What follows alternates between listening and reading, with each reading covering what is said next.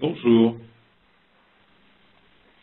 Euh, Comme présenté dans une langue que je ne maîtrise pas et donc que je ne comprends pas, je vais vous parler du stade Jean-Bouin, qui est un stade de rugby qu'on a inauguré il y a ça une bonne année et donc conçu il y a à peu près 3 ans. Donc le stade Jean-Bouin a pour particularité d'avoir une couverture en BFUP, on dit comme ça en français, béton de fibre à ultra haute performance. Euh, Comment je passe les slides? Un mot de l'environnement. Alors, le stade est un stade parisien dans un environnement urbain. Vous avez Paris sur la droite et Boulogne qui est une ville périphérique à Paris, avec le périphérique parisien qui est un périphérique d'une quarantaine de kilomètres qui fait le tour de Paris.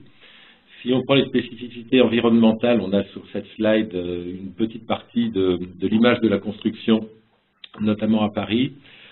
Juste en face du stade, on a un immeuble dit Le Corbusier, qui est un architecte que tout le monde connaît bien sûr, surtout chez vous je crois, dans lequel il avait son atelier. Et ça peut correspondre à l'avènement du béton armé dans les années 30. Juste en dessous du stade Jean-Bouin, le Parc des Princes, qui a été construit dans les années 1970 à peu près, qui correspondait à l'avènement du béton précontraint. Et dans cette même parcelle, le stade Jean-Bouin, comme je le disais tout à l'heure, qui utilise des technologies bien plus contemporaines, à savoir le béton de fibre à ultra haute performance.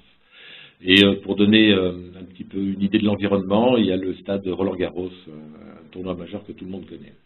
Donc une partie de Paris dans lequel on y fait effectivement beaucoup de sport. Le projet à l'origine, donc vous avez ici le Parc des Princes dont je parlais tout à l'heure, c'est un stade qui est existant, construit dans les années 20, qui avait la particularité d'avoir une piste d'athlétisme, des tribunes très anciennes, parce qu'elles avaient plutôt une centaine d'années, et l'espace central était dédié au rugby, à savoir pour le Stade français, un des grands clubs de rugby qu'on a en France. Le projet tel qu'il s'insère dans l'environnement, des commerces à rez-de-chaussée, parce que c'est une zone de Paris dans laquelle la ville de Paris cherche à faire un peu plus d'animation, les boutiques clubs, la brasserie, le siège du club du Stade français qui est sous la tribune principale, et puis des bureaux, parce qu'on est dans une zone qui est assez peu habitée de bureaux aujourd'hui. Le projet en lui-même, la maîtrise d'ouvrage était assurée par la ville de Paris, donc c'est un ouvrage public, mais qui est destiné à un club privé. Architecte Rudy Ricciotti, très connu chez nous et tout autant chez vous, je crois, un monsieur qui a une vraie patte, de l'ordre de 90 millions d'euros de travaux. Et pour ce qui nous concerne, on a réalisé tout ce qui concernait les lots de structure, à savoir les tribunes basses et hautes qui étaient en béton armé, des charpentes métalliques et la couverture de BFUB. Bon, quelques montants qui vous parlent, 36 millions de béton, 10 millions de charpentes, 12 de couverture, 70 000 m² de chob, 100 000 m3 de terrassement parce que nous avions 500 places de parking, 33 000 m3 de béton, de l'acier, de la charpente métallique, et puis j'y passerai plus de temps, 22 000 m² de couverture en BFUP, de couverture et de façade. C'est de très très loin la plus grande quantité qui a pu être mise en œuvre ces derniers temps. Donc pour ce qui est de la phase constructive, nous avions 3 chantiers superposés, les phases infrastructures en béton, comme je le disais précédemment, puis les éléments métalliques dénommés fléaux, donc un fléau, donc une crémaillère qui forme buton, une franche articulation ici, une articulation simple ici, et on va chercher le porte-à-faux par cette seule structure, et ensuite derrière un habillage qui servait uniquement de support aux éléments de couverture. Et comme je le disais tout à l'heure, une enveloppe et une couverture intégrale faite en BFUB qui va du bout des porte-à-faux, qui faisait de l'ordre de 45 mètres au maximum, jusqu'au pied de la façade. Vous avez ici une image des couvertures BFUB dont je parlerai un peu plus en détail.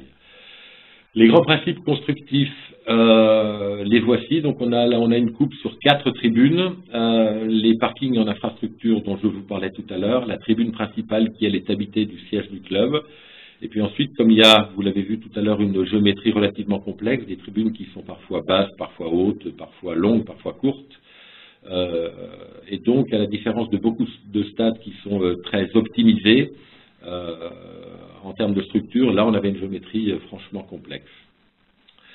Simultanéité des chantiers, donc ça c'est un SketchUp, donc le stade tel qu'on l'a trouvé. qu'on a intégralement démoli.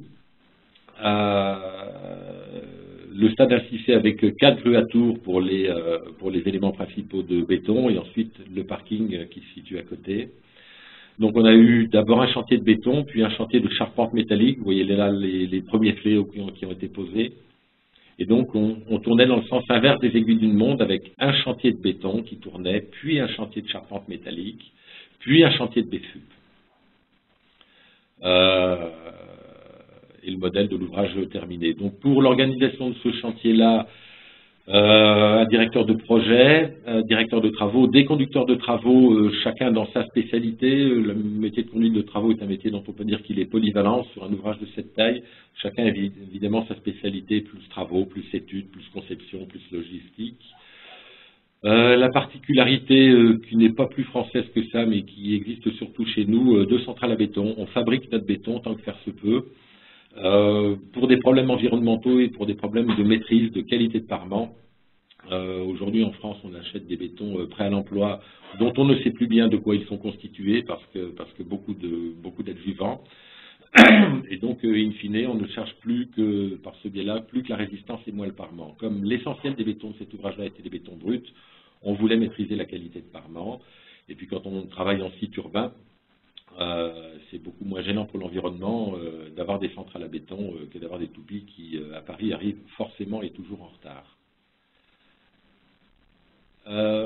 L'enveloppe BFUP, alors je vous avoue que je ne connais pas bien la qualité du public qui est devant moi, je vous ai salué mais je ne sais pas bien à qui on a affaire, le béton de fibre ultra haute performance, mis au point dans les années 90, d'abord en Danemark et ensuite ça a été développé en France par Lafarge. La composition principale, c'est des fumées de silice, bauxite et ciment, plutôt moins, eau et adjuvants, beaucoup d'adjuvants, et évidemment des fibres métalliques pour que le matériau devienne, on va dire, monolithique et qui structurellement puisse se comporter comme du bois ou de l'acier, c'est-à-dire avoir des qualités dans toutes les directions. Donc, résistance à la compression très élevée, comme chacun sait. Ça peut monter jusqu'à 180, mais nous l'avons utilisé à 130 MPa. Une résistance à la flexion qui est une des grandes qualités du BFUP, que n'a pas le béton. Un matériau très fermé, dont on peut dire qu'il est étanche, ou du moins imperméable grâce à un empilement granulaire, on va dire extrêmement optimisé. On cherche à diminuer les vides granulaires pour avoir une bonne compacité. Et puis évidemment une certaine durabilité. Durabilité pourquoi? Parce que comme c'est un matériau fermé, il est beaucoup moins sensible aux agressions chimiques par exemple. Donc ça, c'est une photo de l'ouvrage en cours de construction, un phasage sur lequel on voit, comme on le disait tout à l'heure, une tribune qui est en cours de construction, une qui est terminée, une phase de charpente et puis le début de nos travaux de couverture. Tiens, je n'ai pas insisté, mais je crois que c'est la tour Eiffel là-bas derrière. Vas-tu avancer? Alors, l'enveloppe BFUP par elle-même était constituée de 3 types de matériaux. Des matériaux de couverture, des matériaux dits de transition et des panneaux verticaux. La couverture, évidemment, devait être imperméable pour pas que les spectateurs soient sous la pluie. La façade se voulait très ajourée au vu de l'architecte, donc un assemblage de triangles en brun, et des panneaux de transition qui étaient destinés à donner un effet de dégradé. On voit les éléments d'un petit peu plus près ici, donc les éléments de façade, il y en avait plus de 3500 je crois, dont 2800 géométries différentes. Il est évident que pour passer des courbes, le triangle et les triangles inversés c'est le mode géométrique le plus évident. Mais comme la structure était et la géométrie complexe, tous les panneaux étaient presque différents. Alors on a travaillé avec des moules, avec une certaine répétitivité bien sûr, et c'est surtout la longueur des panneaux qui était différente. Je parlerai un peu plus loin de l'inclusion de verre qui était le vrai sujet technique sur le dossier. Donc là, vous voyez un assemblage de panneaux et un détail d'assemblage pour gérer l'écoulement des eaux, bien sûr. Donc le panneau, dans les plus longs, faisait 9 mètres de longueur, était autoporteur entre 2 fléaux métalliques et donc constitué d'une plaque mince, celle-ci, dont l'épaisseur était de 35 mm, et de raidisseurs qui étaient le long des poutres et donc qui formaient poutres, voilà tout simplement. Le raidisseur, donc ici on avait une certaine inertie nous permettant de passer jusqu'à 8,50 m de portée je crois, et puis une fonction secondaire mais tout aussi efficace et indispensable bien sûr, chaîneau pour pouvoir évacuer les eaux. Un détail du bétonnage des panneaux par eux-mêmes. Donc ça, ce sont les éléments en verre qui ont été inclus au bétonnage, en ce sens que nous n'avons pas coulé des panneaux de BFUP et ensuite rapporté le verre et son inclusion. On a mis les panneaux de verre avant avec l'interposition d'un joint périphérique pour assurer tout à la fois l'imperméabilité et tout à la fois l'effet de décapsulage du haut soulèvement. Soulèvement dans un stade qu'on imagine bien généré par le vent. Quand on regarde le résultat des calculs, on avait un effort de soulèvement de l'ordre de 650 kg par mètre carré sur chaque plaque de verre, qui évidemment ne devait pas se décapsuler. Des panneaux de verre, il y en avait 15 500, je crois, d'une douzaine de types différents, avec un calpinage évidemment qui a été calculé pour assurer la résistance des panneaux. La résistance des panneaux est donnée par le BFUP et évidemment pas par le verre. Donc les espaces entre chaque ont effectivement été calculés pour que les efforts puissent passer dans chaque élément de structure. Un détail du bétonnage des panneaux verticaux, moule polyester, du BFUP, avec de la maille bien sûr. Et comme je le disais tout à l'heure, c'est très souvent la longueur qui était variable, donc nous avions des arrêts de bétonnage de géométrie jamais identiques, évidemment, parce que la longueur était variable. Pour poser ces panneaux, donc là, vous avez à gauche un détail de la pose des panneaux de façade et sur la droite des panneaux de couverture. Les panneaux de façade ont été préfabriqués à une quarantaine de kilomètres de Paris, avec des sous-jacents logistiques que vous comprendrez bien. Il nous fallait poser de l'ordre de 30 panneaux par jour. Les phases d'essai, de réception sur site étaient systématiques et on a eu la chance d'avoir très peu de casse pendant le transport. Donc assez peu de contraintes pour les panneaux verticaux qui étaient posés de manière traditionnelle, un petit peu plus pour les panneaux horizontaux, comme je le disais tout à l'heure, l'effet de gorge qui était systématique, la gorge formant structure et formant caniveau, faisait que si un panneau était cassé, on ne pouvait pas poser les suivants, bien évidemment, parce qu'ils devaient se poser les uns après les autres. La géométrie complexe nous a amené à fabriquer des palonniers spécifiques pour donner l'inclinaison du panneau dans un sens puis dans l'autre. Le BFUP est un matériau évidemment extrêmement résistant, mais in fine, on peut presque dire fragile au choc. Donc il fallait que les panneaux arrivent toujours dans la bonne dimension. Donc on avait des procédures de logistique qui donnaient une inclinaison en degrés dans un sens, une inclinaison dans l'autre sens, pour que le panneau puisse arriver au bon endroit et au bon moment. Là, vous avez une vue pendant la pose. Donc la pose se passait évidemment de là à là. Nos compagnons, on s'est quand même attaché à ne pas les mettre sur le toit parce qu'on était à 45 mètres de haut. Donc les compagnons restaient à tout moment en face inférieure pour pouvoir poser les panneaux. Un détail d'assemblage que vous voyez ici, les liaisons charpente métallique BFUP. Pour ne pas que les charges de la couverture interfèrent sur la charpente, les éléments de BFUP, dont on a compris tout à l'heure qu'ils étaient sur 3 points, un triangle parfait, étaient assemblés, ne se devaient que de transmettre des charges strictement verticales à la charpente. Donc, comme on le disait tout à l'heure, les panneaux étaient inclinés ou dans un sens ou dans l'autre, donc un effet de déversement qui était possible. Et donc, on a conçu et fabriqué des pièces en inox 316, dont la partie supérieure était rotulée. Donc, c'est vraiment l'équivalent d'une boule de caravane. La boule négative noyée dans le BFUP et la boule positive, évidemment, assemblée à ce panneau-là. Et pour ne pas, évidemment, avoir un effet de déversement, parce qu'il y a des inclinaisons de panneaux qui allaient jusqu'à 20 degrés, un système rotatif avec un élément comme ceci qu'on mettait une fois dans un sens et 2 fois dans l'autre pour assurer le non-déversement de la pièce sous son poids propre. Quelques détails au niveau du calcul. Simulation des charges aérodynamiques. On comprend très bien que dans un stade, le vent a un effet qui ne peut être négligé. Plutôt plus dans celui-ci, parce que nous avions des tribunes parfois hautes, parfois basses, la toiture n'était pas linéaire. Et donc, il existait hier, de manière traditionnelle, des souffleries mécaniques. Donc, on construisait une maquette en bois. Donc, ça, c'est une maquette du stade de la Beaujoire à Nantes, une maquette qui fait à peu près 1,50 m de long, dans laquelle on mettait des capteurs de pression et dépression. On mettait ça dans une soufflerie réelle, un vent réel. On faisait tourner la maquette pour essayer de bien maîtriser les effets de tassement et de soulèvement. Aujourd'hui, la technologie nous permet de faire tout autre chose. On est passé par une soufflerie virtuelle, c'est-à-dire un modèle mathématique. Donc, on a construit une maquette virtuelle de notre stade. Autour de notre stade, qui est celui-ci, que je ne me trompe pas, on a modélisé l'environnement tel qu'il existait réellement dans les 200 ou 300 mètres les plus proches du stade. Au-delà de 200 ou 300 mètres du stade, donc là on voit où il était implanté, on a rentré des rugosités de surface. Il est évident qu'un vent qui va s'engouffrer dans cette jolie forêt qui se trouve être l'hippodrome de Longchamp ne va pas arriver dans les mêmes conditions et à la même vitesse sur le stade que quand il rencontre un environnement urbain, comme ici par exemple. Et donc, à partir de ces hypothèses, ces vents-là, donc on fait, comme on le voit ici, on avait 12 directions de vent, je crois, on fait tourner la maquette pour essayer de maîtriser en tout endroit les effets de soulèvement et de tassement générés par le vent. Ces souffleries virtuelles, on a eu beaucoup de débats parce que c'est une technologie un petit peu récente et donc il a fallu faire accepter notre modèle mathématique.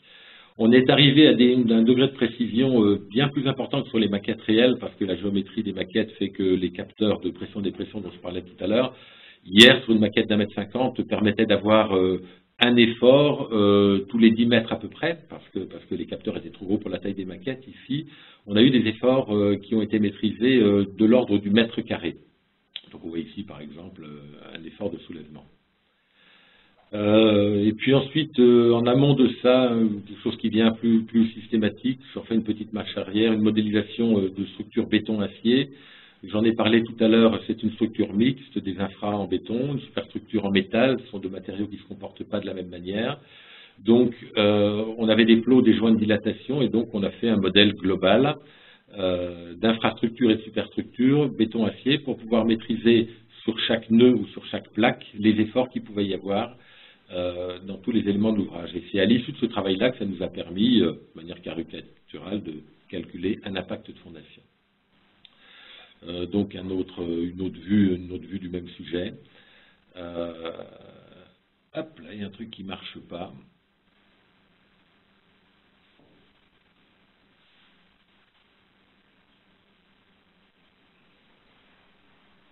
Bon, si la technologie... Ah, il est là. Non, vraiment, ça ne veut pas. Mais je crois que j'étais à peu près à la fin de la présentation. Pour être un petit peu plus explicite, parce que vous avez vu beaucoup d'images, mais je dirais pas d'images du stade réellement terminé. Je vous passe un petit film qui dure 2 ou 3 minutes, je crois, pour que vous compreniez en vrai ce que ça a donné.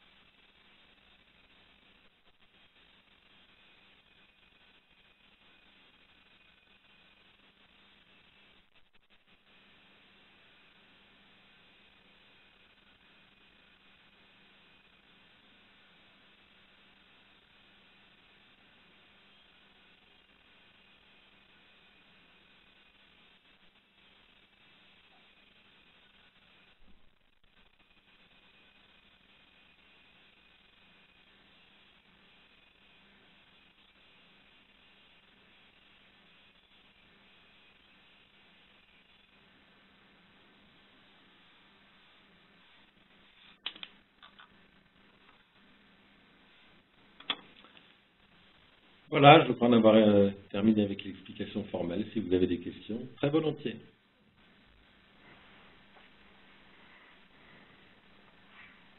Vous Oui, m'entendez? bonjour. Voilà, merci pour votre présentation. C'était très spectaculaire tout ça. À l'instant, je vois pas de question. Ah, voilà quand même une question. Quel est le plus grand défi pour l'entrepreneur sur ce type de chantier? Donc, je vous laisse répondre à cette Oui, question. oui, bien sûr, il y a à peu près que moi qui peux le faire. Le plus grand défi a sans doute été la prise de risque euh, en termes de chiffrage et puis en exécution. On était sur un ouvrage qui n'avait jamais été construit, dont la constructibilité n'était pas avérée d'un point de vue strictement réglementaire. Et il nous a fallu nous engager de manière forfaitaire en termes de prix, en disant au client, je sais construire et je sais construire pour ce prix-là. Quand on imagine la manière dont on travaille habituellement, on base nos niveaux de prix sur notre expérience, nous n'avions pas du tout. Et il a fallu donc imaginer la manière dont on allait faire en termes de dimensionnement, en termes de méthode. Et c'est sans doute cette prise de risque-là qui a fait qu'on a eu la chance d'être attributaire de ce dossier. D'accord, merci. Est-ce qu'il y a d'autres questions? Voilà. Encore de Monsieur Parmentier. Comment fut caractérisé le BFUP, contrôle qualité? Alors, de ce point de vue-là, je ne suis pas sûr d'être tout à fait le plus pertinent pour y répondre.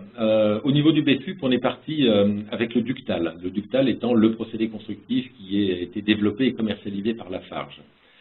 Lafarge qui est un industriel et qui vend un procédé, je caricaturerais, de la poudre et des fibres.